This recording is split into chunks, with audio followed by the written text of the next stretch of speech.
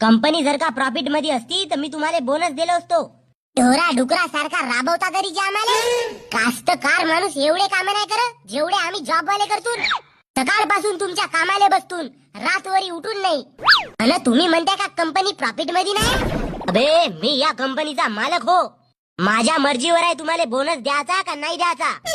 या वर्षी तुम्हाला बोनस अजिबात भेटणार नाही.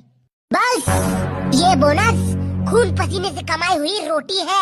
इस 2.5 किलो के हाथ से मैंने आपके कंपनी के लिए काम किया है, वो भी घिस घिस के. सनी देओल, हा बोनस आमचा अधिकार आहे साहेब. त्या बोनसच्या पैशामधूनच आम्ही दिवाळीचे फकाटे घेतून. बाकीचा पेमेंट तर आमच्या चड्डी शिवण्यात जाते.